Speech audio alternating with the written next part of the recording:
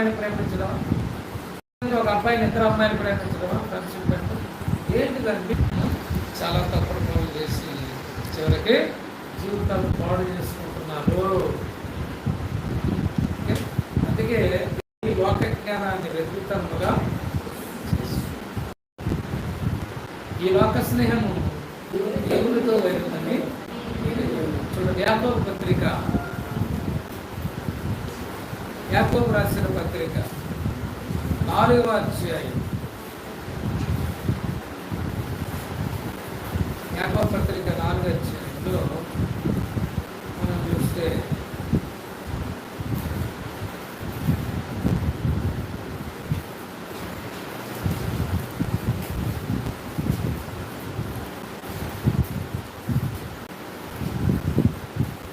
యాకోబు రాసిన పత్రిక 4వ అధ్యాయము 4వ వచనం, వ్యభిచారులారా ఈ లోక స్నేహము దేవునితో వైరమని మీరు ఎరుగరా? కాబట్టి ఎవడు ఈ లోకముతో స్నేహము చేయకూడదు వాడు దేవునికే శత్రువు అయిపోతాడు. ఈ లోక స్నేహము దేవునితో వైరము. వైరం అంటే శత్రుత్వం. మీరు అనుకుంటున్నారు ఫ్రెండ్షిప్ అని.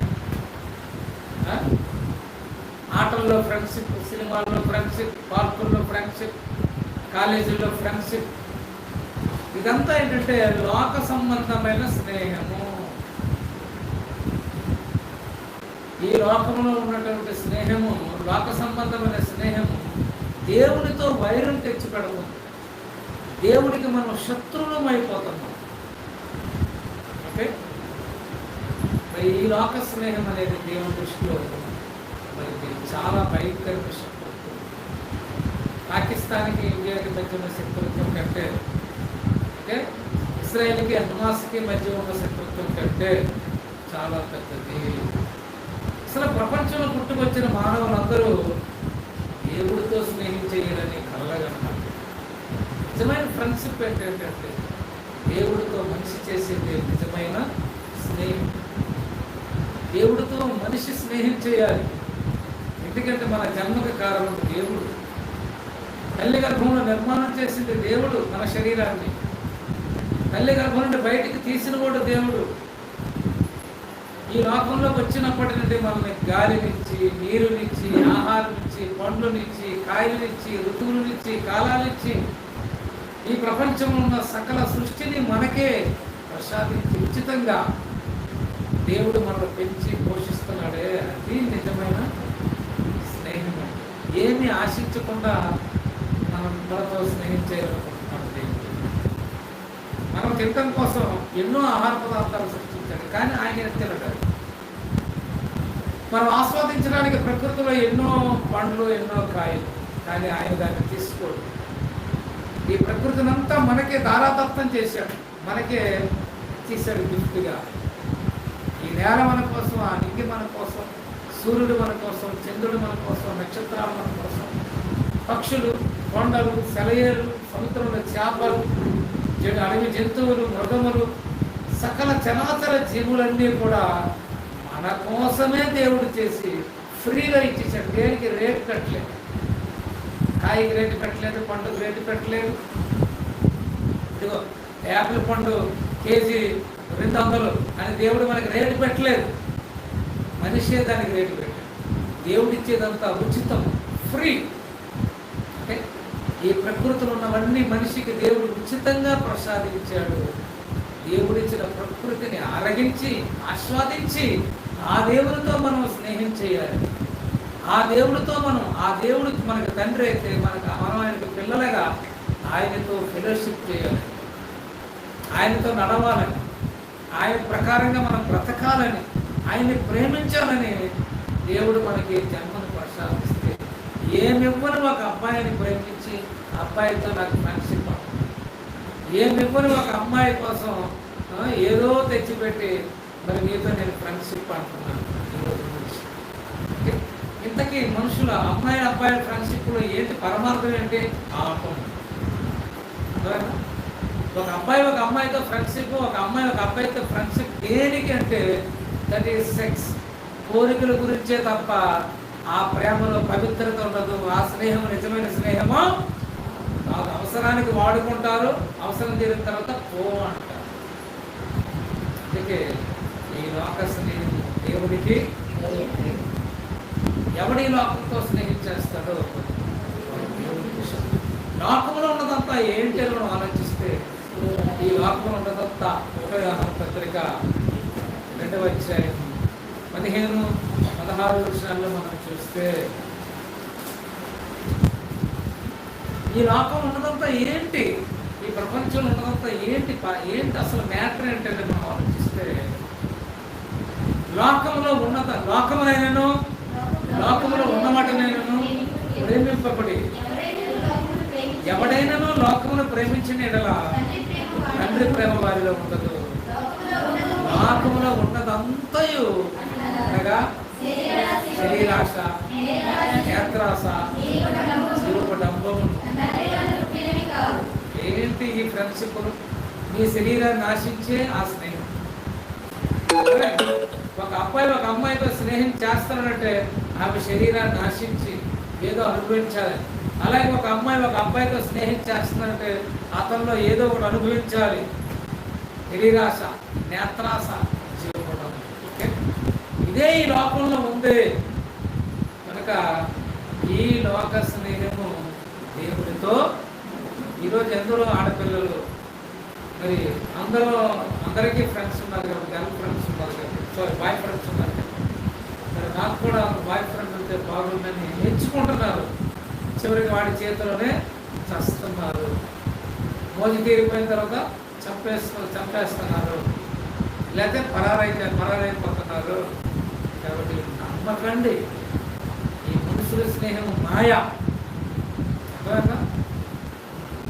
నిజమైన స్నేహితుడు ఏది ఆశించడు అది మీరు తెలుసుకోవాలి. ట్రూ ఫ్రెండ్ అనేది నిజమైన ఫ్రెండ్ ఆశించడు, ఇస్తాడు, చేస్తాడు. ఏదైనా మంచి కోసం చివరికి తన ప్రాణమైన ఇస్తాడు. అది నిజమైన స్నేహితుడు ఉండవలసిన. కానీ ఈరోజు స్నేహం పేరుగా ప్రాణాలు చేస్తున్నారు. ఇద్దరు స్నేహితులు మరి బీటెక్ చదువుతున్న ఇద్దరు ఫ్రెండ్స్ ఒక అమ్మాయి విషయంలో ఇద్దరు వాడికి తెలియకుండా వీడికి తెలియకుండా వాడు ఒక అమ్మాయిని ప్రేమిస్తున్నారట.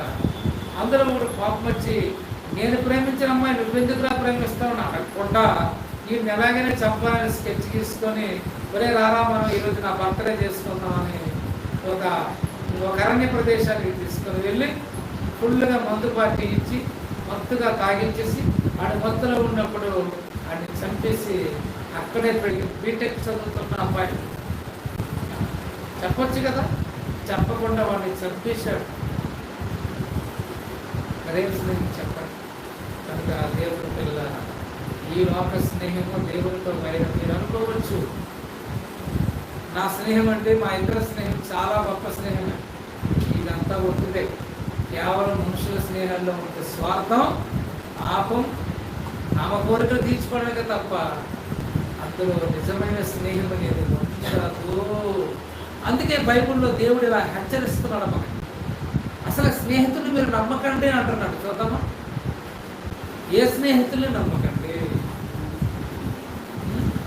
మీకా గ్రంథం 7వ అధ్యాయం 5వ వచనంలో మనం చూస్తే, మీకా గ్రంథం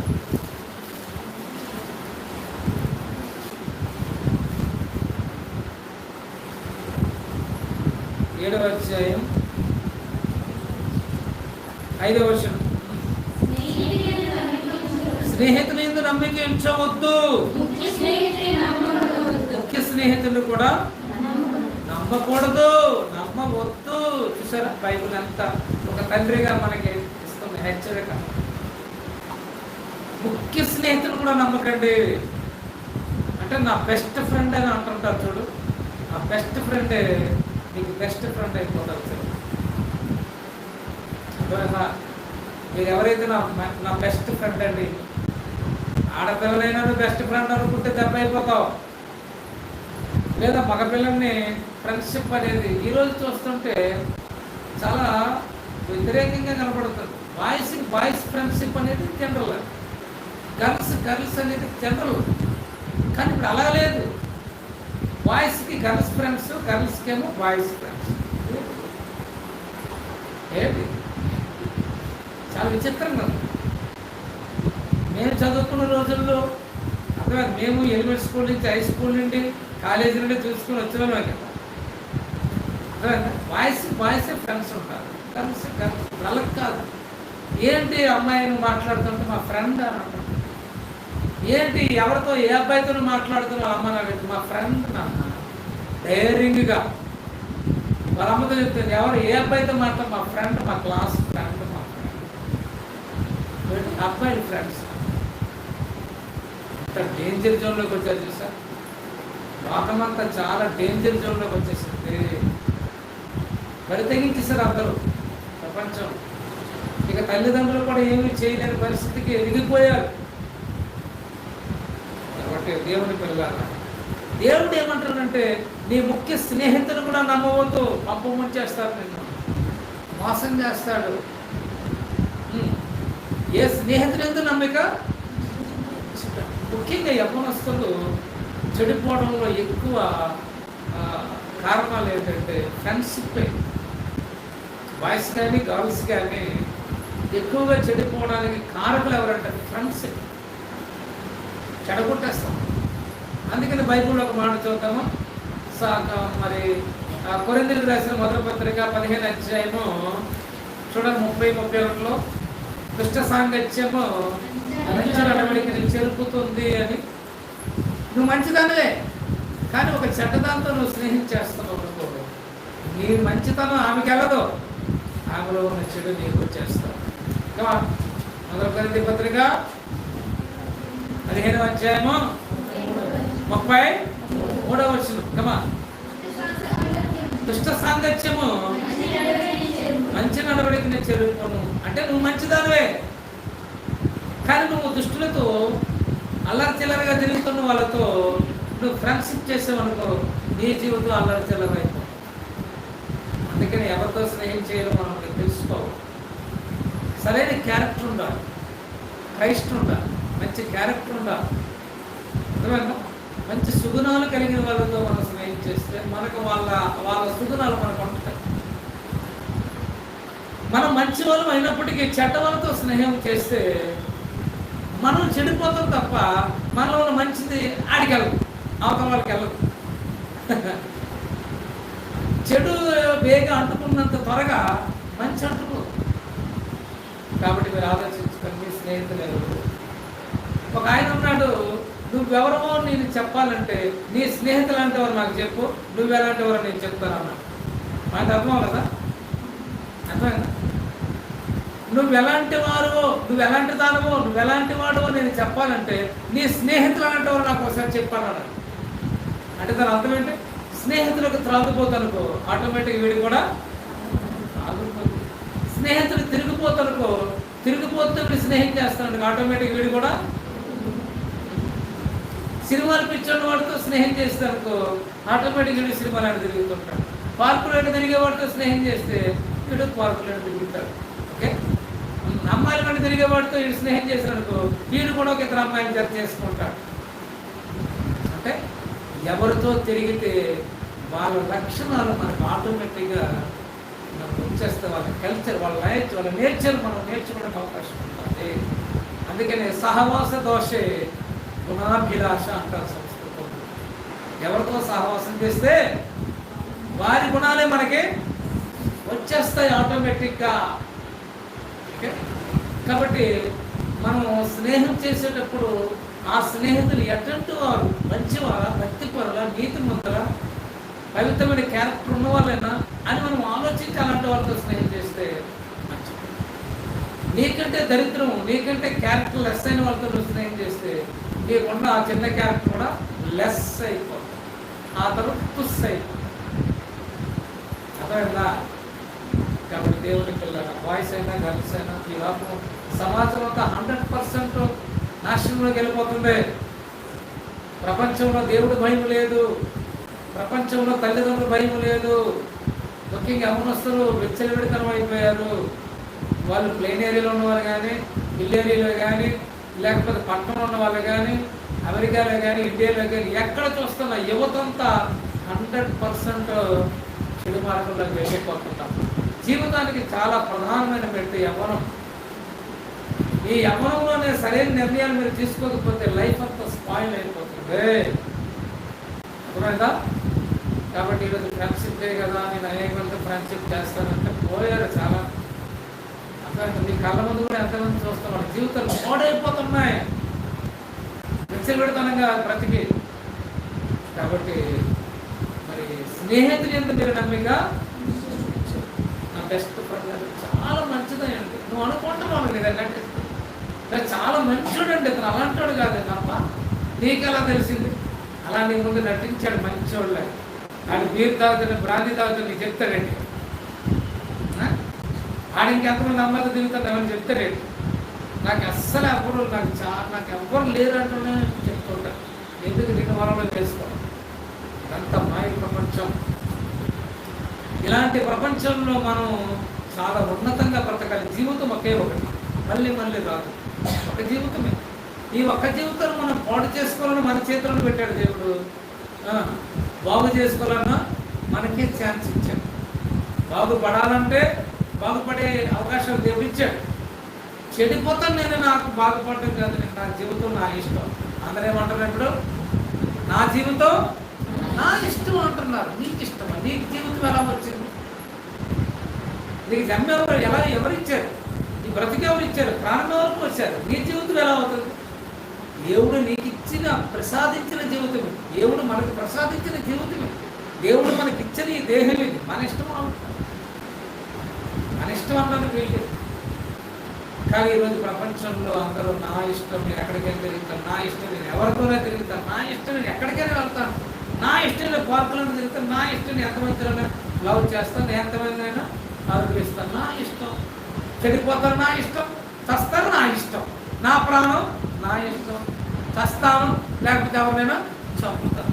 అది లోకంలో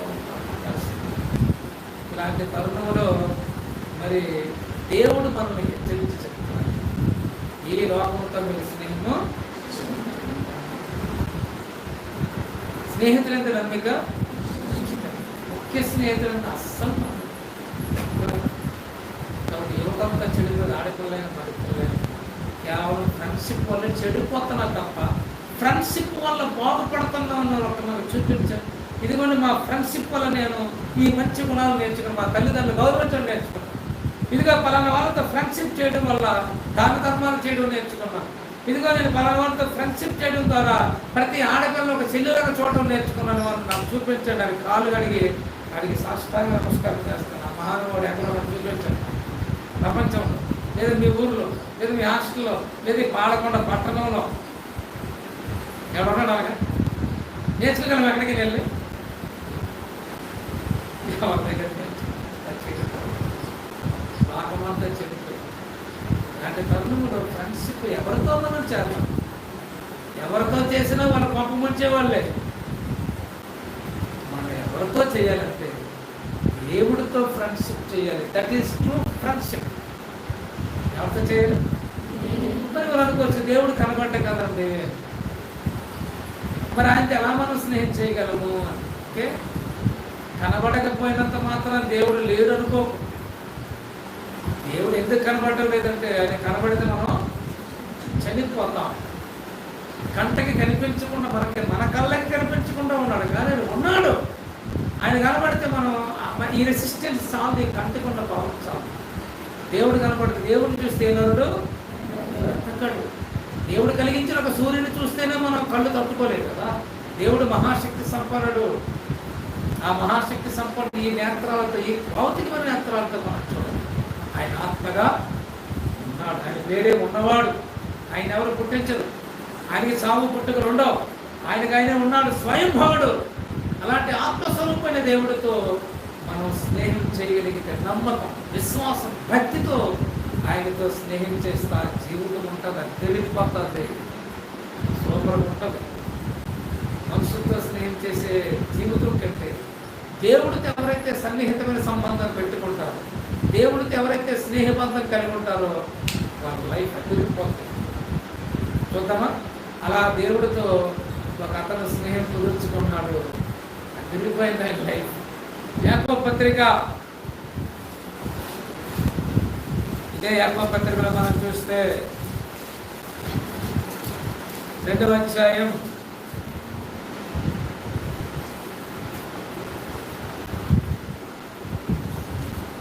2వ అధ్యాయం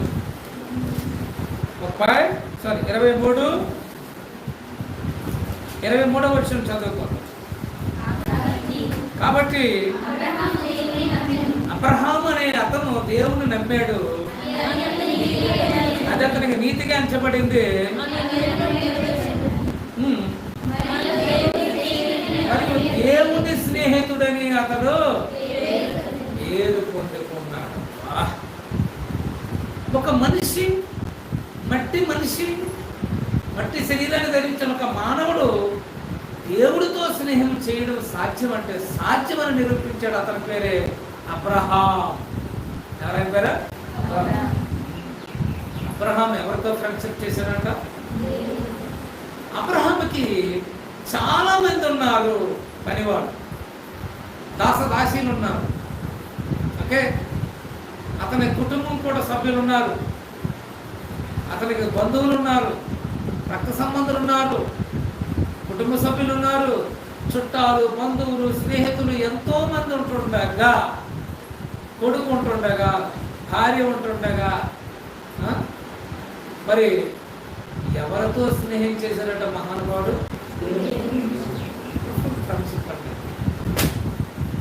అంటే అనుకున్నాడు ఈ భూలోకంలో ఈ మనుషులు మాయ, ఈ పిల్లలైనా, కొడుకులైనా, కూతుర్లైనా కొద్ది రోజులుంటే స్నేహాన్ని వద్దు, నాకు వీళ్ళ స్నేహాలలో కలంకం ఉంటుంది, కల్మషం ఉంటుంది, స్వార్థం ఉంటుంది. నాకు జన్మనిచ్చి, నాకు బ్రతుకునిచ్చి, నాకు ఆయన ఆరోగ్యమునిచ్చి, నా కొరకు ఈ భూమిని, ఆకాశాన్ని, సూర్య చంద్ర నక్షత్రాలను కలిగించి, నా నోటికి రుచికరమైన ఆహారం ఇచ్చి, నాకు ప్రాణవాయువునిచ్చి, ప్రకృతిలో ఉన్న కాలాలు ఇచ్చి నన్ను పెంచి పోషిస్తున్న దేవుడితో నేను స్నేహించి ఏమివ్వని మనిషితో నాకెంత స్నేహం? కానీ నిండా పని వాళ్ళు ఉన్నారు, చాలా మంది ఉన్నారు. గొర్రెల కాపర్లు ఉన్నారు, పశువుల కాపర్లు ఉన్నారు, దాసదాసి జనాంగం ఉన్నారు. అర్థమైందా? అన్ని అందరూ ఉంటుండగా దేవుడితోనే స్నేహాన్ని పెట్టుకున్నాడు. కారణం నిజమైన స్నేహితుడు దేవుడు, స్వార్థం లేనివాడు, మన నుండి ఏది ఆశించిన వాడు, అన్ని మనకి ఇచ్చేవాడు తప్ప మన నుండి ఏది తీసుకునేవాడు కాదు దేవుడు అంటే. ఓకే, అందుకు దేవుడితో సన్నిహితమైన సంబంధం, భక్తి, విశ్వాసం పెంచుకున్నాడు. కనిపించిన దేవుడితో మనస, వాచ, కర్మన మరి బంధం పెంచుకున్నాడు. దేవుడు అనేవాడు ఉన్నాడు, ఆయన ఒక్కడే. ఆయనే ప్రపంచానికి తండ్రిని నమ్మి కంటికి కనపడకుండా ఉన్న ఆ దేవుడిని తండ్రిగా భావించి, ఆ దేవుడిని నేను మనసారా ప్రేమిస్తాను. ఆయన కళ్ళు మూసుకున్నా, కళ్ళు తెరిచినా, పడుకున్నా, కూర్చున్నా, ప్రయాణం చేస్తున్నా, ఆయన గొర్రెలకు వెళ్తున్నా, గొర్రెలు గాయడానికి వెళ్తున్నా, ఏ పనిలో ఉంటున్నా, అతని మనసంతా దేవుడి మీద ఉందంటే కాన్సన్ట్రేషన్ అంతా అక్కడ పెట్టాడు. ఏకాగ్రత ఎక్కడుంది ఆయనకి? దేవుడి మీద. భార్య ఉన్నా, కొడుకులు ఉన్నా, ఆస్తి ఉన్నా, ఐశ్వర్యం ఉన్నా, ఎవరి మీద మనసు పెట్టుకోండి. ఇదంతా కొద్ది రోజులు ఉంటారు, పోతారు. నేను భూమి మీద పరదేశిని, నేను ఒక యాత్రికుడను, ఇది నాకు సొంతం కాదు. భార్య, ఈ పిల్లలు, కొద్ది రోజులు ఉంటారు, పోతారు. పర్మనెంట్ బంధాలు కాదు ఇవి. దేవుడే నాకు పర్మనెంట్. ఈ లోకంలో ఇల్లు, పొలాలు, ఆస్తులు కాదు నాకు. దేవుడున్న పరలోకం కావాలి, శాశ్వత కాలం ఉండే ఆ మహాలోకం కావాలి నాకు అని దేవుడితో స్నేహ బంధాన్ని పెట్టుకున్నాడు. అందుకు దేవుడు కూడా, పరలోకంలో ఉన్న దేవుడు భూమి మీద అబ్రహాం దగ్గరికి చేసేవాడు, దేవదూతను పంపించేశాడు. అబ్రహాం అంటే దేవుడికి చాలా నచ్చాడు. మామూలు మనిషే, మనలాగా 2 కళ్ళు, 2 చేతులు, ఒక ముక్కు, ఒక నోరు, 2 కాళ్ళు, మనలాంటి తలకాయ, మనలాంటి శరీర రక్త మాంసాలు కలిగిన వాడే. అతను కూడా మనిషే. అబ్రహాం అనేవాడు మనిషే, కానీ ఆ దేవుడికి మెచ్చిపోయి అతని మనసు నిండా దేవుడికి చూపించాడు. మరి మీ మనసు, మీ మనసు అంతా ఎవరికి ఇస్తున్నారు? అబ్బాయిగా ఫ్రెండ్. చదువుతున్న ప్రతి అమ్మాయికి ముగ్గురేసి బాయ్ ఫ్రెండ్స్ ఉంటున్నారు. ఒకరిపోతే లోపల ఉంటారు. మరి మీ పరిస్థితి ఎలా ఉందో మీరే చెప్పరు అక్కడ.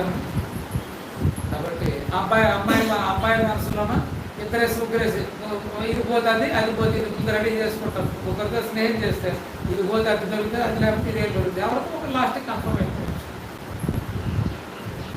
కాబట్టి మనసంతా హృదయం అంతా దేవుడికి ఇచ్చేవాడు కావాలి. అలాంటి స్నేహితుల కోసం ఎదురు చూస్తున్నాడు లోకం.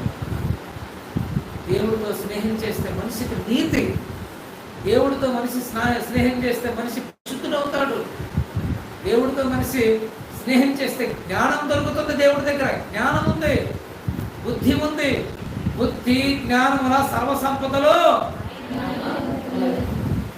కొలస్సీ పత్రిక 2:3 చూస్తే దేవుడితో భక్తితో విశ్వాసముతో మనం స్నేహం చేయగలిగితే దేవుడి దగ్గర మనకు చాలా ఉన్నాయి సంపదలు. ఆ సంపదలకి మనం వారసులం అయిపోతాం.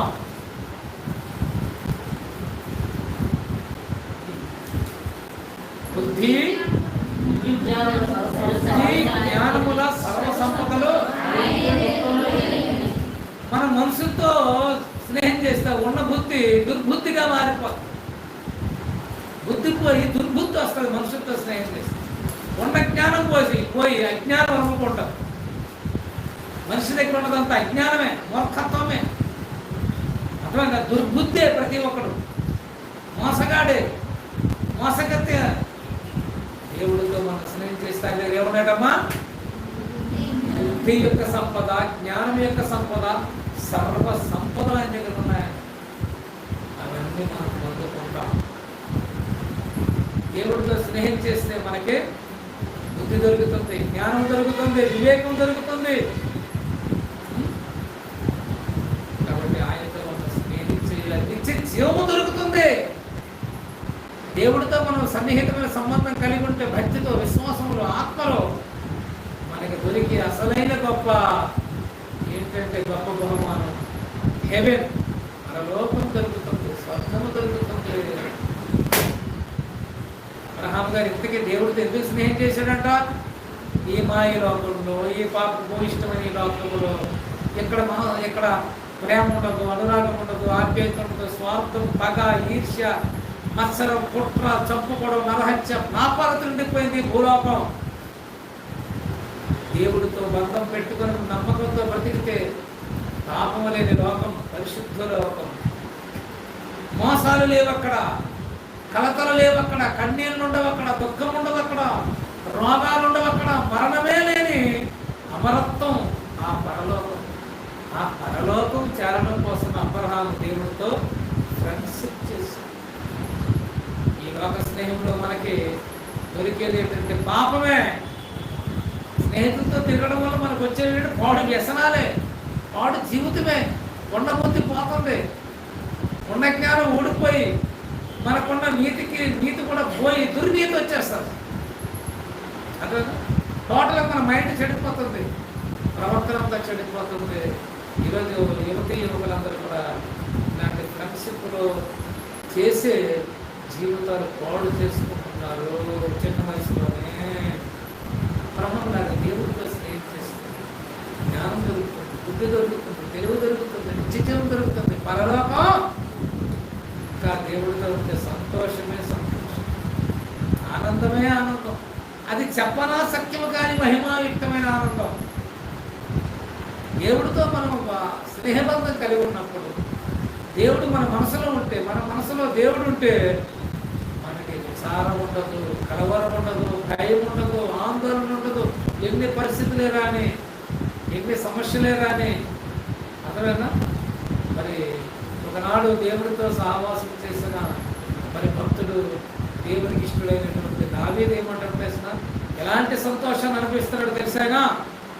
దేవుడితో ఉండడం వల్ల అతను అనుభవించేటువంటి ఆనందం, సంతోషం లోకంలో ఎక్కడ దొరకని ఆనందం అనిపిస్తుంది. పార్క్కి వెళ్తే ఆ పార్క్కి వెళ్ళిన 10 నిమిషాలు, అరగంటే సంతోషం. ఆ తర్వాత బుర్రలో పాడైపోతుంది. ఎప్పుడైతే మీ అమ్మ నాకు ఎప్పుడు ఇస్తావు, ఎప్పుడు నువ్వు చెప్తావు లేదా పెళ్లి చేసుకుందాం, లేదు మా అమ్మ ఒప్పుకోవడం లేదు, మా అన్నయ్య ఒప్పుకోవడం లేదు. నువ్వు ఒప్పుకోకపోతే నువ్వు వచ్చే అబ్బాయి నేను అవ్వదు, మా అక్కకి పెళ్ళి అవ్వదు, నేను అలాగ వస్తాను, చంపేస్తాను నేను ఎక్కడ సార్. పార్క్కి వెళ్ళారు కానీ ప్రశాంతత స్టంట్లతో మొదలవుతుంది అక్కడి నుంచి. అందుకే ఎక్కడెక్కడ లేని ఆనందం దేవుళ్ళో ఉంది మనకి. చదవండి కీర్తనల గ్రంథం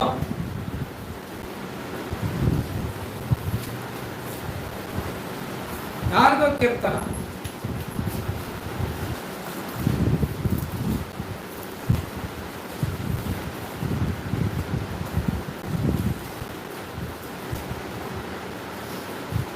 7వ వచనం.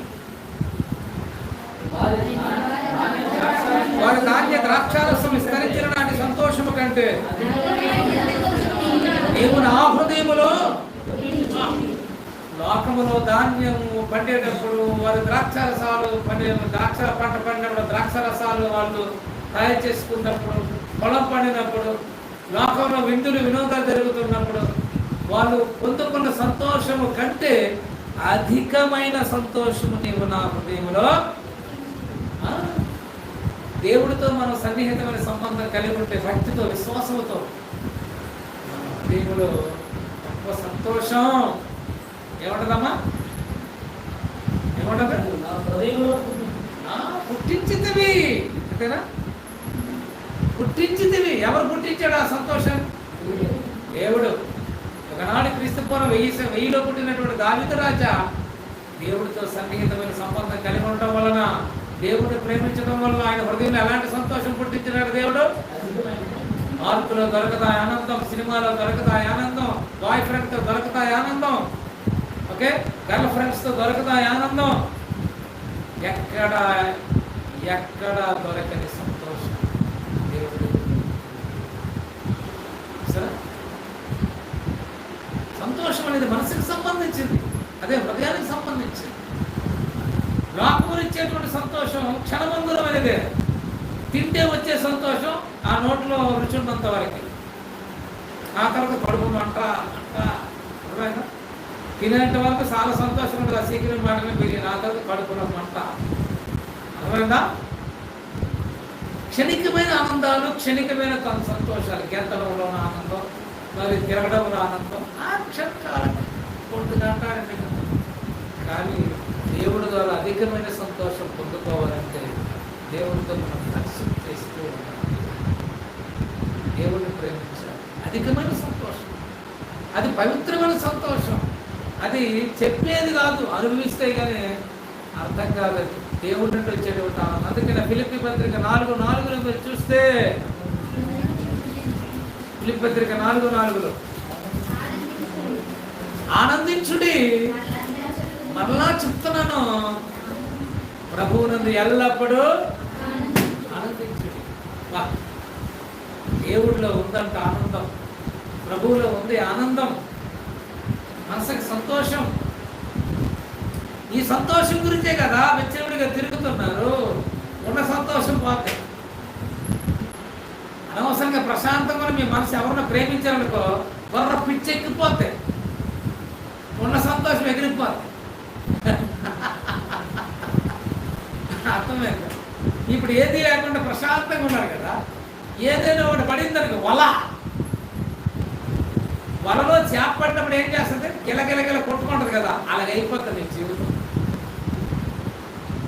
ప్రేమ అనే మాయలో పడితే, బాయ్ ఫ్రెండ్స్తో గర్ల్ ఫ్రెండ్స్ పడితే సంతోషం ఉండదు, ఉన్న సంతోషం ఎగిరిపోతుంది. హ్యాపీగా ఉండొచ్చు అది ఏది లేకపోతే, అంటే అది ఏది లేకుండా కూడా హ్యాపీగా ఉంటుంది. దేవుడితో మనకు దొరుకుతుంది అనుభవం, అదొక మనసుకు ఒక అనుభవం, ఆనందం, దేవుడితో సంతోషంగా ఉండే అనుభవం. అందుకనే ఆనందించండి. అలా చెప్తున్నాను, మళ్ళీ చెప్తాను, ప్రభువునందు ఆనందించండి. ఆయన వాక్యం చదివితే ఆనందం, ఆయన వాక్యం వింటే ఆనందం, అర్థమైందా? ఆయన పని చేస్తే ఆనందం, ఆయన సువార్త ప్రకటిస్తే ఆనందం, దేవుడి కోసం 2 మాటలు ఎవరికో చెప్తుంటే ఆనందం.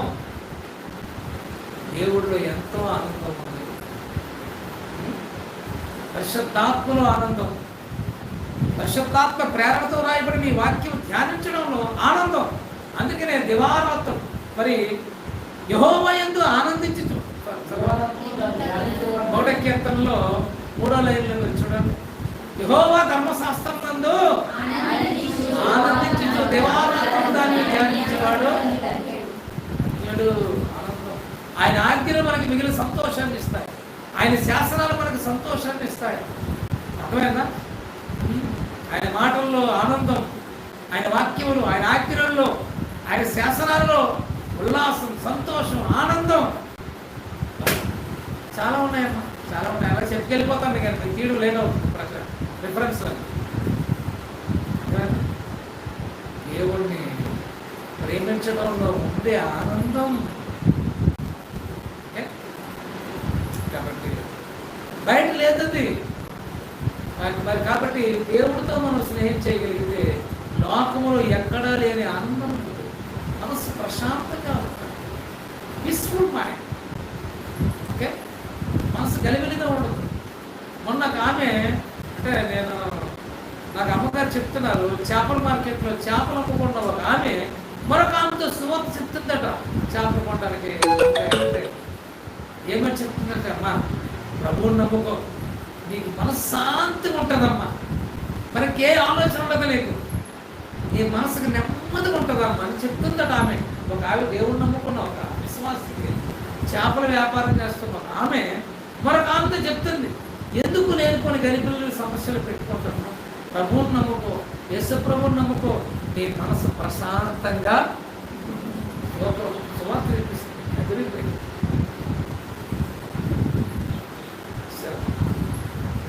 యేసుక్రీస్తు వారు కూడా ఏమంటారంటే, నా శాంతినే మీకు ఇస్తున్నాను అంటున్నట్టు. మరి యోహాను సువార్త 14వ అధ్యాయంలో సంతోషము, ఆనందం అనేది లోక స్నేహంలో లేదు అని మీకు చెప్తున్నాను. చివరికి ఉన్న సంతోషం పోగొట్టుకుంటారు, విషాదం అయిపోతే మీ జీవితం అంప ముంచేస్తారు ఈ లోక స్నేహం.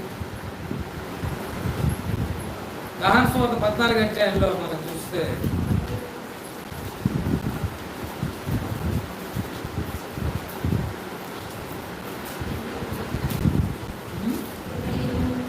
ఇరవై 7వ వచనంలో మనం చూస్తే,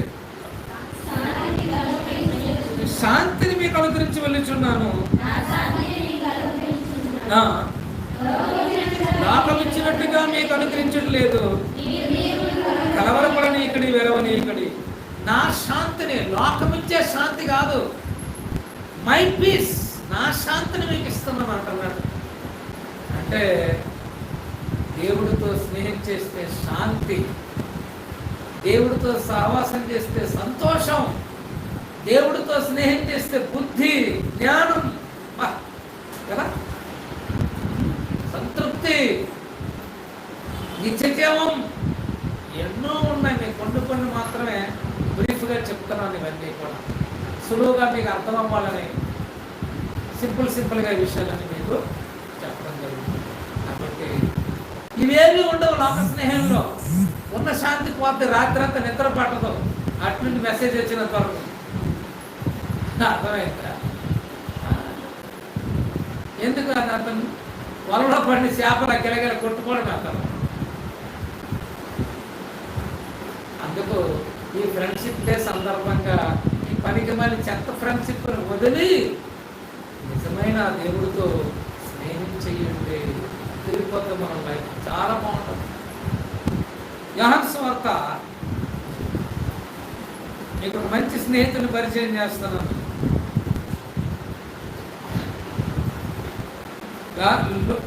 యోహాను సువార్త 15వ అధ్యాయము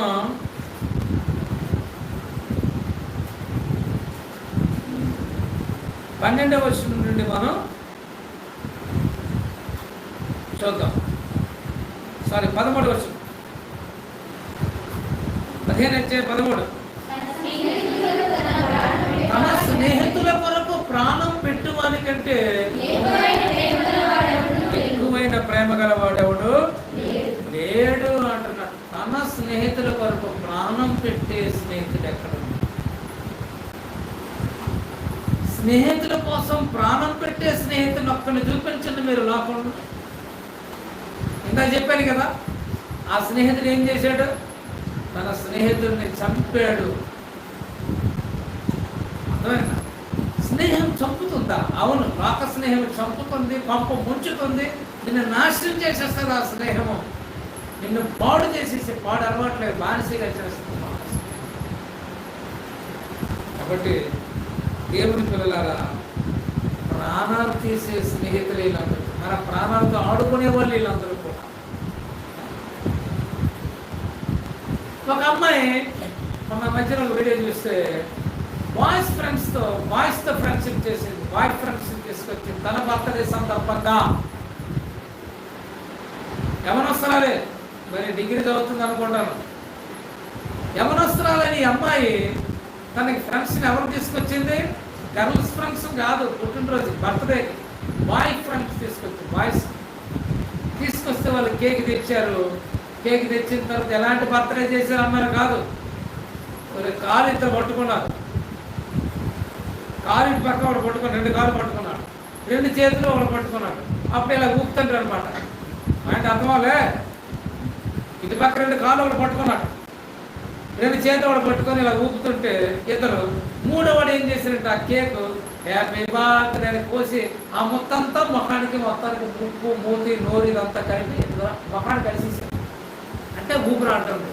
అప్పుడు పాడతాడు happy birthday death day, happy death day. ఊపిరి ఆడకపోతే ఏమవుతారన్న? అది బర్త్డే డెత్ డే. గలుపులు అవుతుంది, నోరు రావట్లేదు, మొత్తం అడిచేశారు. చివరికి 5 నిమిషాల్లో ప్రారంభం. ఇప్పుడు చెప్పండి, ఏం స్నేహితురాలు? అదే ఆ చెల్లిని అలాగే చేస్తారా? వాళ్ళ అక్కనే అలాగే చేస్తారా? వాపస్ ప్రాణాలు తీసేసి 5 నిమిషాల్లో బర్త్డే రోజే బర్త్డే చేసేసారు. సులువుగా ఆ కేక్ మొత్తం అంటించేసారు, చేతులు కట్టి పట్టేసారు. ఎంత కేకలు పెడితే నోరు రావడం లేదు, ఊపు రావడం చచ్చి. ఎవరితో చేసింది ఫ్రెండ్షిప్? అందుకని బైబిల్ చెప్తుంది, తన స్నేహితుల కొరకు ప్రాణం పెట్టిన వాడు ఎవరు? అతనే నిజమైన స్నేహితుడు. ప్రాణాలు పెట్టేటంత స్నేహం ఎవరి దగ్గర లేదరు. మేము కూడా గత కాలంలో చూసుకొని వచ్చాం కానీ అలాంటి స్నేహితులు, పంపు ముంచే స్నేహితులే, పాడు చేసే స్నేహితులే, నాశనం చేసే స్నేహితులే తప్ప అవసరమైతే మన కోసం తన ప్రాణం ఇచ్చే స్నేహితులు ఎవరు? అలా ఉన్న ఒకే ఒక్క నిజమైన స్నేహితుడు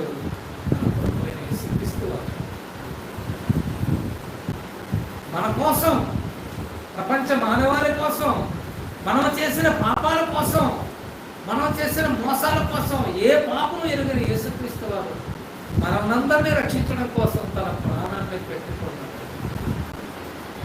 అనంటే నిజమైన స్నేహితుడు. మన అతిక్రమ క్రియలు బట్టి ఆయన గాయపరచబడ్డాడు, మన దోషాలు బట్టి నలగొట్టబడ్డాడు, మన సమాధానాన్ని శిక్ష భరించి పాపులమైన మనకు పడవలసిన శిక్ష ఆయన తీసుకొని మనకు రక్షణ ప్రసాదించడం, మనకు బదులుగా తన ప్రాణాన్ని. ఆయనకి మేకలు కొట్టిస్తే తలకు గుండెకేట పడితే, ప్రక్కలో బల్లె పూట పొడిస్తే, కాళ్ళకు మేకలు కొడితే నిలువెల్ల రక్తసిద్ధమైపోయాడు. తన రక్తమంతా మన కోసం దానం చేశాడు. ఈ ప్రేమ స్నేహం అంటే ఆకులమైన మన కోసం పరిశుద్ధులను యేసుక్రీస్తువారు ప్రాణం పెట్టారు. That is true friendship. అది నిజమైన స్నేహితుడు, ప్రాణం పెట్టాలి. అలా మన యేసులా ఈ పాపిష్టి ప్రపంచం కోసం ప్రాణం పెట్టిన ప్రాణదాతలు ఎవరు లేరు. ఏదో ఒక స్వార్థంతో వాళ్ళు చస్తే చావచ్చు, వాళ్ళు చంపే ప్రయత్నం చావచ్చు, వాళ్ళు దోచుకునే ప్రయత్నాలు ప్రాణాలు పోగొట్టుకోవచ్చు. అంతేగాని నిస్వార్థంగా ఏది ఆశించకుండా తప్పులు చేసిన మన కోసం, పాపాలు చేసిన మన కోసం, మనం చచ్చి నరకానికి వెళ్ళిపోవడం మనకి ఇష్టం లేక మన కోసం తన ప్రాణం పెట్టాడంటే ఎంతకంటే ఇంకెవరు? నిజమైన స్నేహితుడు కొంచెం ఆ ప్రభువుతో మన స్నేహం చేయగలిగితే మన జీవితంలో అద్భుతమైన. అందుకని అంటారు చూడండి,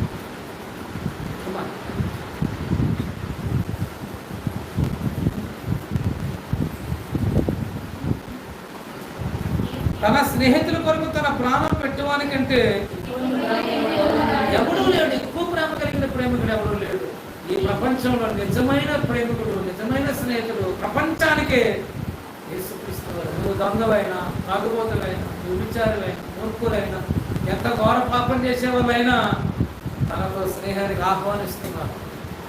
ఎంత ఘోర పాపనైనా తన స్నేహానికి ఆహ్వానం పలుకుతున్నారు.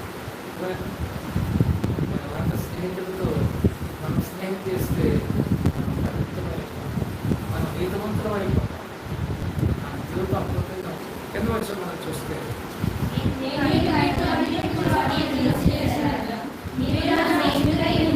నేను మీకు ఆజ్ఞాపించే వాటిని చేసిన ఎడల మీరు నా స్నేహితులై. అది దేవుడితో స్నేహం. యేసుతో మనం స్నేహితుగా ఉండాలంటే ఆయన చెప్పిన ఆజ్ఞల ప్రకారంగా మనం అనుసరించాలి. ఆయన చెప్పినట్లుగా మనం బ్రతకాలి. అర్థమైనా? నిన్ను వలె నీ పొరుగు వారిని ప్రేమించు అని చెప్పాడు ఆయన. అలా చెబితే ఆయనకి మనం స్నేహితులు అయిపోతాం. నీ ఎళ్ళ తప్పు చేసిన వారిని క్షమించు అంటున్నాడు. అలా క్షమిస్తే మనం మన ఎళ్ళ తప్పు చేసిన వారిని ఎవరినైనా మనం క్షమించగలిగితే యేసుకు స్నేహితులు. అర్థమైనా? క్షమించమంటున్నాడు, ప్రేమించమంటున్నాడు. శత్రువైనా నువ్వు ప్రేమించాలి. నీ శత్రువైనా అతనికి నువ్వు సహాయం చేయాలి, అన్నం పెట్టాలి, దాహమైతే నీళ్ళు ఇవ్వాలి, వస్త్రం వస్త్రం. శత్రువులు కూడా ప్రేమించాలి. ఒక చెంప మీద కొడితే మరో చెంప తిప్పాలి, కొట్టకూడదు. ఇవన్నీ ఆయన చెప్పిన ఆజ్ఞలు. నేను చెప్పేటువంటి మీకు ఆజ్ఞాపించి వాటిని చేసిన వల్ల కాబట్టి యేసుకు స్నేహితులుగా ఉండాలంటే ఆయన చెప్పినట్లుగా మనం బ్రతికితే యేసుకు నిజమైన స్నేహితులు అయిపోతాం. 15వ వచనం. దాసులు తన యజమాని చేయగా దాసులని పిలవక స్నేహితులని పిలుచుచున్నానప్పా. ఈ ఫ్రెండ్షిప్ డే సందర్భంగా మనలను మట్టి మనుషులను మనలను ఆనాడు అపొస్తలులు భక్తులను కోరుకున్నాడు ఆయన. ఈరోజు మనం ఆయన మాటలు వినడానికి వచ్చారు కదా, ఆయన వాక్యం వినడానికి వచ్చారు, ఆయనతో సహవాసం చేయడానికి వచ్చారు.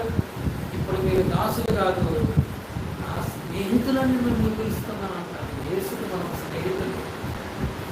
ఓకే, యేసుక్రీస్తుని నమ్మడం అంటే యేసుతో స్నేహం, యేసుతో స్నేహబంధం. ఆ మహాపరిశుద్ధులతో దేవుడి కుమారుని క్రీస్తుతో మనకు స్నేహం కలిగింది.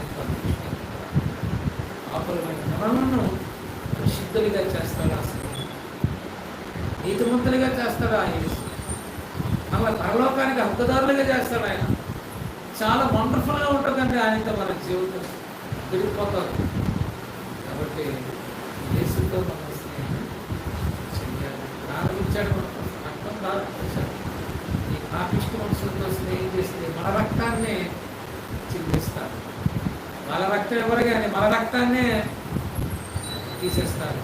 మన ప్రాణం వాళ్ళ ప్రాణం, మన ప్రాణం కోసం ఎవరో మన ప్రాణం తీసేస్తారు వాళ్ళ కోసం. ప్రాణం ఇచ్చి రక్తమిచ్చిన స్నేహం యేసు. ప్రేమించాలి.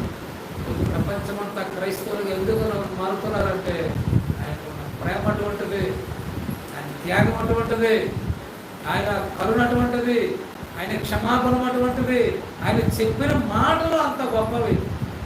కాబట్టి యేసుతో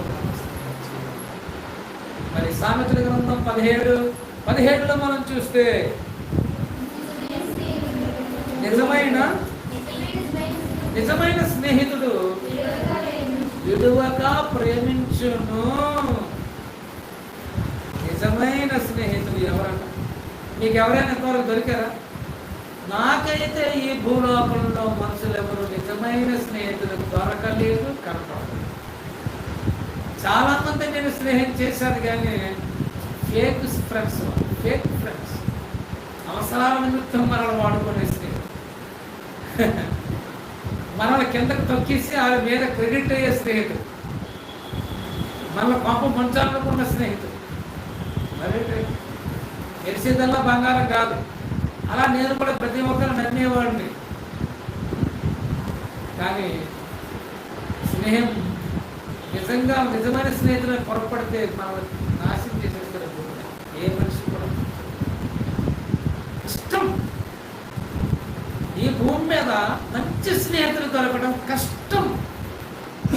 అలాంటి వారు నోటుకోకూడదు ఉంటారు. ఒకవేళ ఉంటే అలాంటి వాళ్ళని కనుగొని అలాంటి వారితో మనం స్నేహం చేయగలిగితే బాగుంది. ఓకే, మనం ఏంటంటే వేగ మనకి ఎవరైనా మంచి మాటలు తీరి మాట్లాడినప్పుడు మనం ఎంతో ప్రేమిస్తాం, నమ్మేస్తాం. తీటి మాటలకి ఎంతటి వారిని పడిపోతాం. కాబట్టి స్నేహితులు మనం మోసపోతాయి. స్వార్థపరులే అందరూ. ఎందుకంటే అంత్యదినంలో అపాయకమైన కాలం వచ్చిందని చెప్పి పౌలు గారు ప్రవచించాడు. మనుషులు ఎలా మారిపోతారు. తిమోతికి రాసిన మొదటి పత్రిక 2వ పత్రిక 3వ అధ్యాయం. మనుషులు ఎందుకు స్నేహం చేయకూడదంటే మనుషుల యొక్క స్వభావాలు క్రూరంగా మారిపోయాయి. అంత్యదినంలో అపాయకమైన కాలం వచ్చినని తెలుసుకోవడము. ఎలాగంటే మనుషులే, పశువులు కాదు, జంతువులు కాదు, పక్షులు కాదు, మనుషుల్లోనే క్యారెక్టర్లు, దుర్మార్గ క్యారెక్టర్లు వచ్చేసారు. మనుషులు స్వార్థప్రియులు, ధనాపేక్షులు, బింకమలాడేవారు, అహంకారులు, దోషకులు, తల్లిదండ్రులకి విధేయత లేనివారు, కృతజ్ఞత లేదు, చెప్పి చేసిన మేలు మర్చిపోయేవాళ్ళు, అపవిత్రమైన వాళ్ళు, అనురాగము ప్రేమ అనురాగము లేని వాళ్ళు, ప్రతిదాన్ని ఎప్పుడు ద్వేషించేవాళ్ళు, నేరాలు మోపేవారు, అదుపు లేని కామాతృత కలిగిన వారు, క్రూరులు, క్రూరత్వం కలిగిన వారు, అంటే చంపడానికైనా బరి తెగించేవాళ్ళు, క్రూరులు, క్రూరులు, సత్యన ద్వేషం, మంచి చెప్తే వినరు, ద్రోహులు, తల్లికి ద్రోహం, తండ్రికి ద్రోహం, గురువుకి ద్రోహం, అక్కకి ద్రోహం, తమ్ముడికి ద్రోహం, స్నేహితుడికి ద్రోహం, దేవుడికి ద్రోహం, దైవ ద్రోహులు, అందరూ ద్రోహులుగా మారిపోయారు. ద్రోహులు, మూర్ఖులు, గర్వాంధులు, ఎక్కువగా ప్రేమించిన వారు, పైకి మంచి భక్తిగా, భక్తి వేషం, భక్తి మాటలు, అమాయకంగా, దీనత్వంతో, ఓర్పుతో ఎంతో హంబులుగా కనపడతారు. పవర్ యాక్షన్ టూ మచ్ కనపడతారు. పైకి భక్తి గలవారు అనే ఉండి మరి ఇలాంటి మనుషులతో మనం స్నేహం చేస్తే ఎలా దెబ్బైపోవడం. మనుషులందరూ అలాగే ఉంటారు. మన నమ్మకం మనుషులతో మనం ఫ్రెండ్షిప్ జోరు ఉండకూడదు.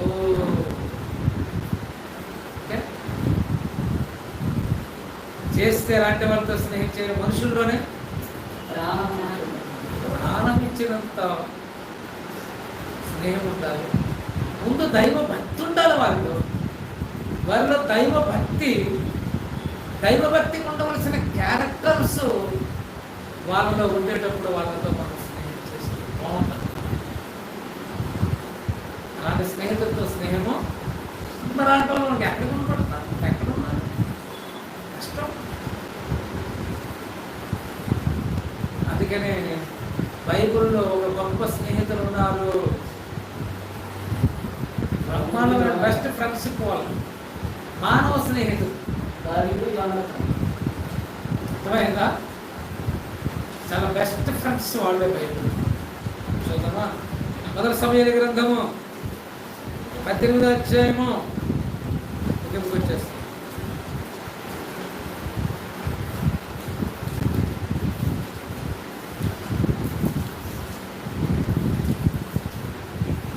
భక్తి గల వారితో మనం స్నేహం చేయాలి.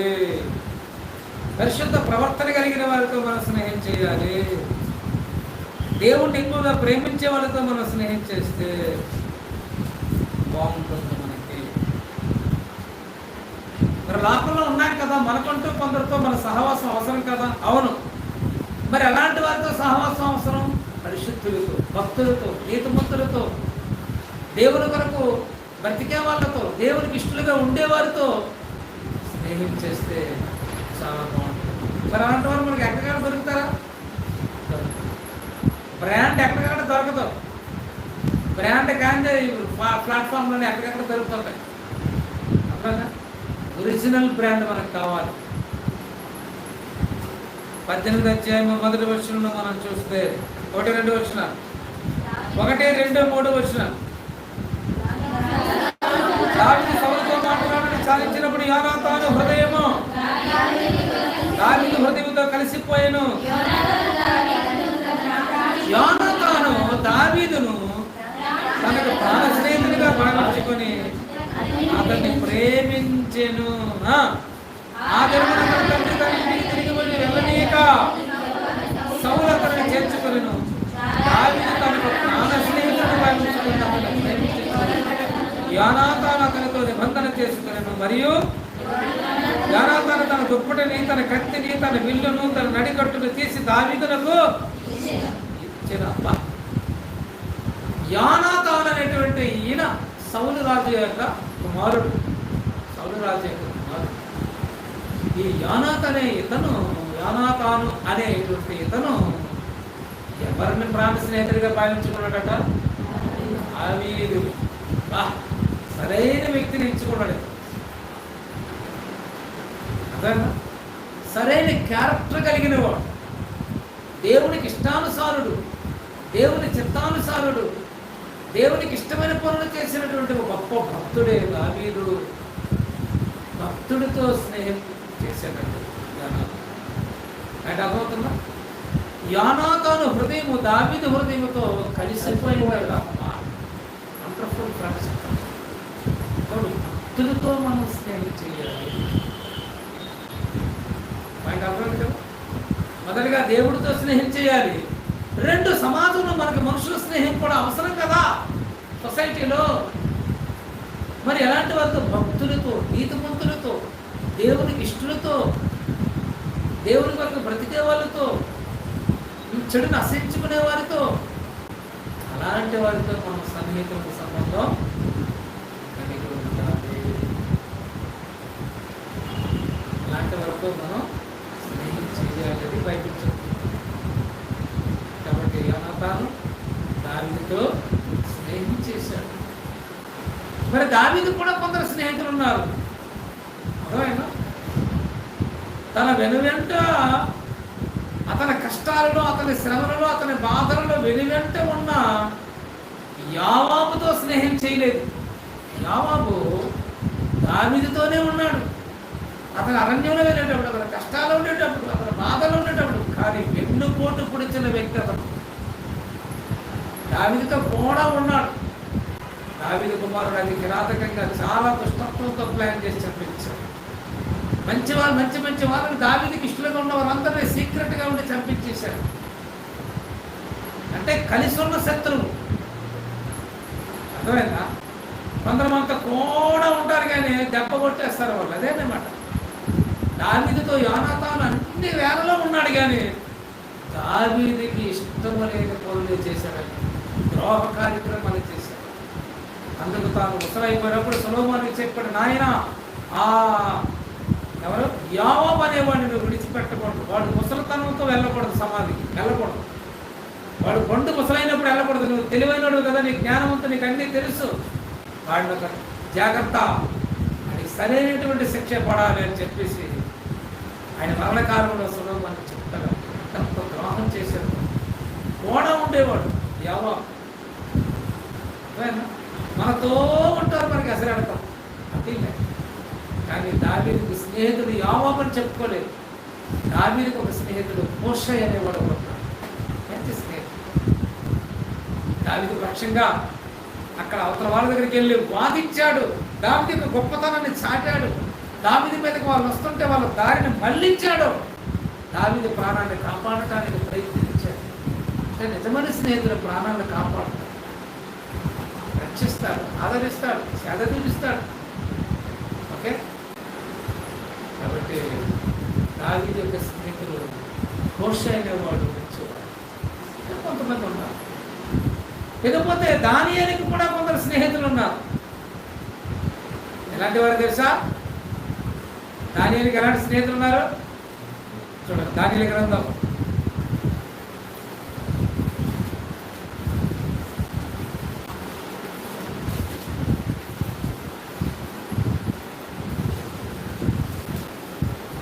1వ అధ్యాయం 1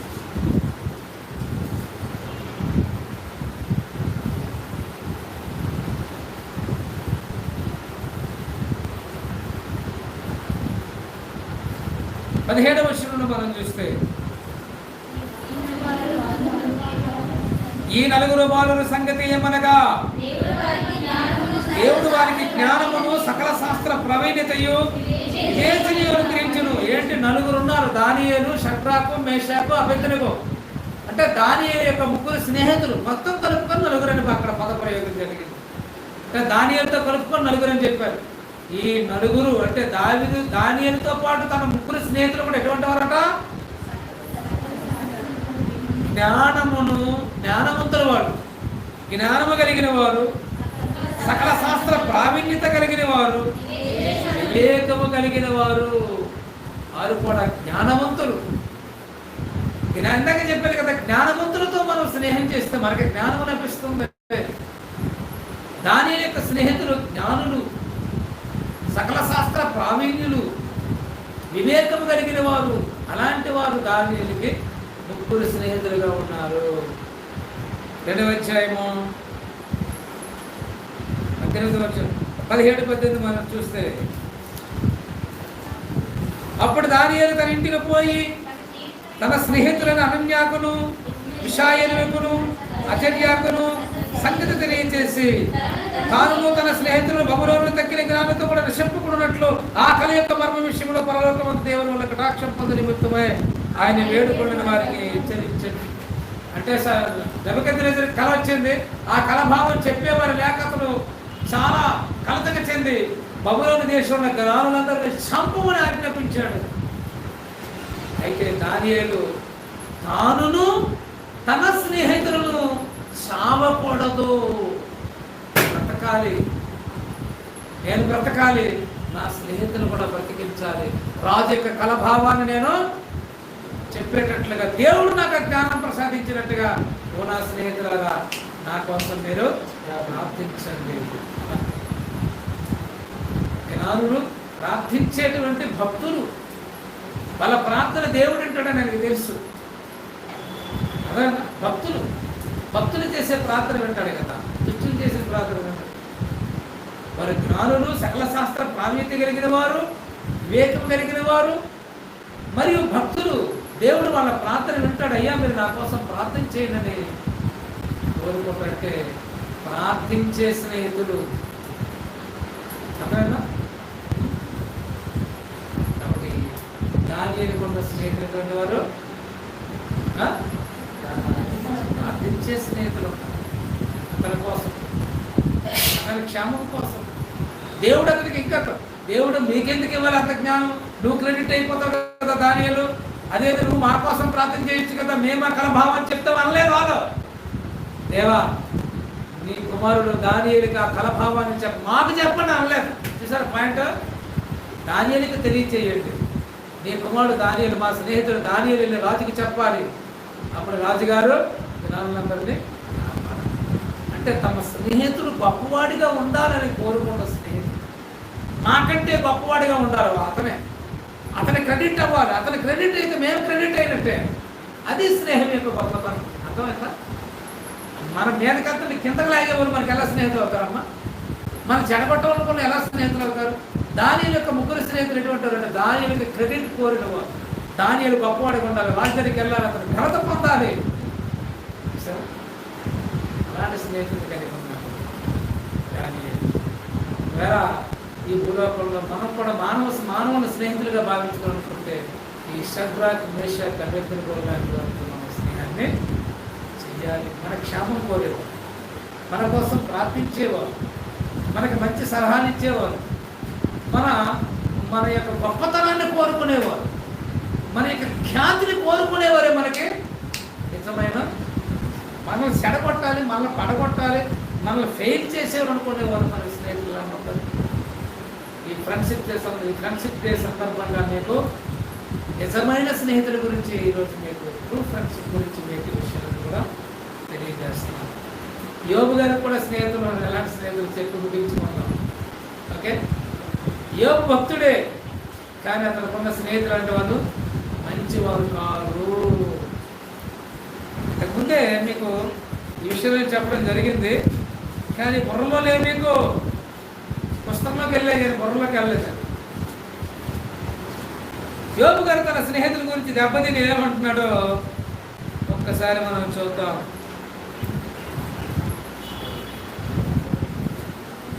యోబు గ్రంథం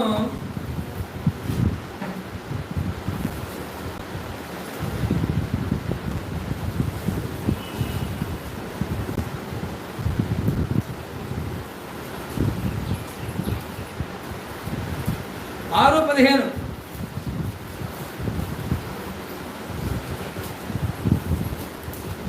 యోబు 6:15. నా స్నేహితులు ఎండిన వాగు, ఎండిపోయిన వాగు వల్ల మనకేం ప్రయోజనం? ఎండిపోయిన కాలువే కానీ ఎండిపోయింది, ఏమైనా ప్రయోజనం ఉందా? నీరు లేదు, అందులో ఓటర్ లేదు, అది అంటే దానివల్ల ఏ ఉపయోగం లేదు. నా స్నేహితులు ఎండిన వాగు వలె ఉన్నారు, మాయమైపోయి జల ప్రవాహం వలె. మాయా జల ప్రళయం వేడు, మాయమైపోయే జల ప్రవాహం. అప్పుడు అలా కనబడుతున్న పెద్ద ప్రవాహం, ఇలా చూసినప్పటికీ ఏ నీరు లేదు. అంటే ఎండమావులు అన్నమాట. రోడ్ల మీద మనం చూస్తున్నప్పుడు నీరు తడి కనబడుతున్నట్టు ఉంటుంది రోడ్ల మీద, అక్కడక్కడ ఎండమావులు అంటారు. చిన్న దగ్గరికి వెళ్తే నీరు కనబడదు, ఎండమావులు. అలాగే నీడ, ఆ ఎండ తాలూకా ప్రభావం మనకి నీటి ఓట్లా కనబడుతుంది. కొందరు అలాగే మనకి వేలు చేసేటట్టుగా స్నేహితులు ఉంటారు, కానీ మాయమైపోతారు. కష్టాల్లో మనకి ఎవరు కనబడరు. ఓకే, మనకి సమయంకి వచ్చేటప్పుడు వాళ్ళు ఎవరు ఉపయోగపడరు. నా స్నేహితులు ఎలా ఉండరు అంటారు యోబు గారు. ఎండిన వాగవలను, మాయమైపోవు జలప్రవాహం వాళ్ళు, నమ్మకూడని వారి, నమ్మక ద్రోహులు వాళ్ళు. అమ్మో వాళ్ళ నమ్మేదా మోసం చేసేస్తారు, నమ్మకూడని వారు. 12:4 మనం చూస్తే,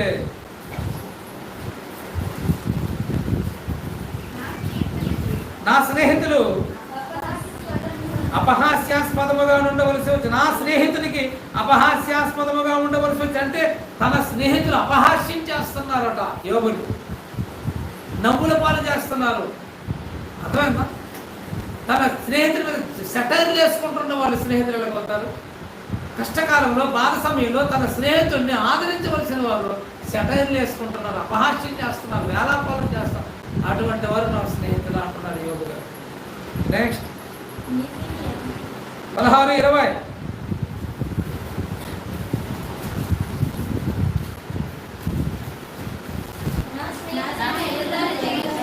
నా స్నేహితులు నన్ను ఎగతాళి చేయించున్నారు, నన్ను అవమానపరుస్తున్నారు, నన్ను గేలి చేస్తున్నారు. అదేంటంటే స్నేహితులు ఎగతాళి చేయడం ఏంటి?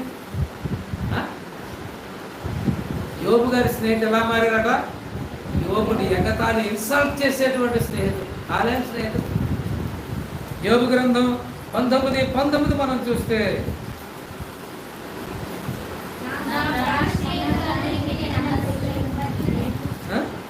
నా ప్రాణ స్నేహితులకి అందరికీ నేను అసహ్యుడునైతిని. నేను ప్రాణానికి ప్రాణంగా ప్రేమించిన నా స్నేహితులకి చివరికి నేను అసహ్యమైపోయాను అంటున్నా. అంటే అసహించుకుంటున్నారు స్నేహితులు. కష్టకాలంలో, బాధ సమయంలో స్నేహితులు ఆదరించవలసిన అసహించుకుంటున్నారు. యోబు స్నేహితులు యోబుని అసహించుకునేటువంటి స్నేహితులు. 19:14 మనం చూస్తే,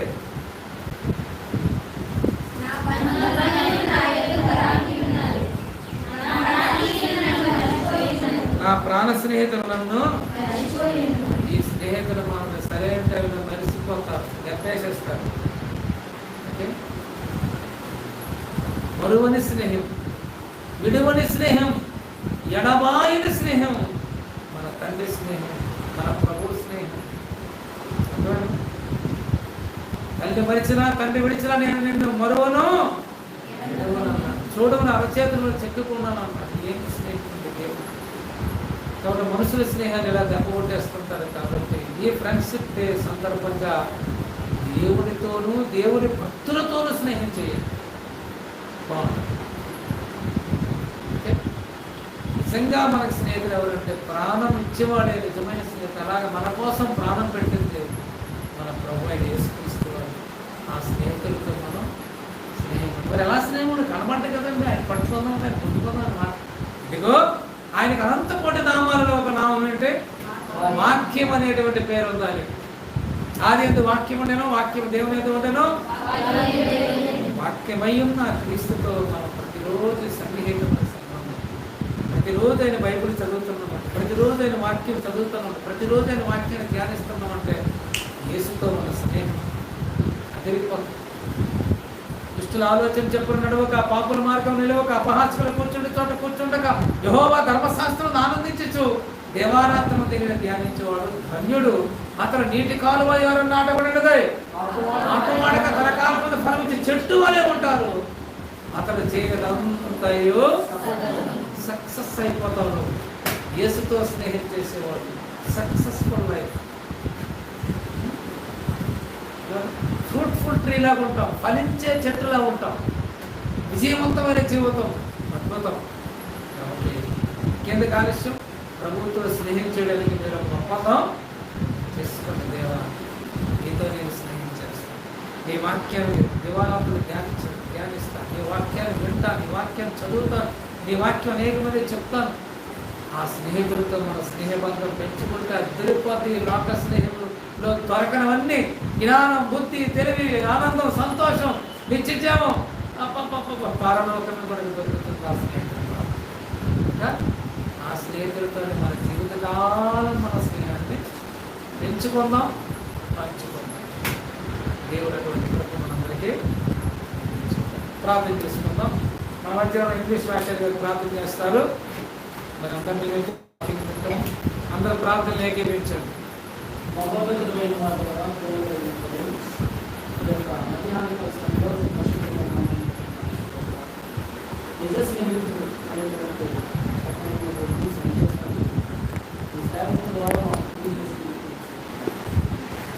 ఈ లోకంలో నిజమైనటువంటి స్నేహితులు, ఈ లోక స్నేహితులు లోకంలో ఉన్న వాటిని తెలుస్తుంది. ఎందుకంటే ఈ లోక స్నేహితులు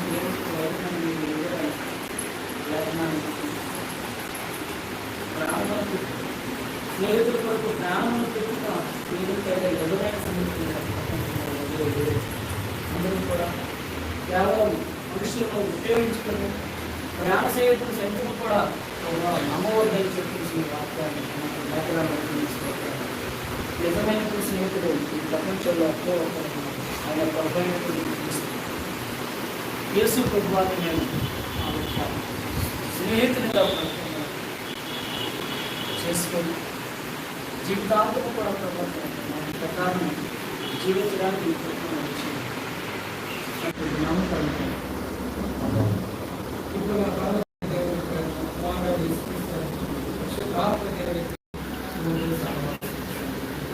మనందరికీ సదాకాలం తోడేట్టుగాక. ఆమేన్.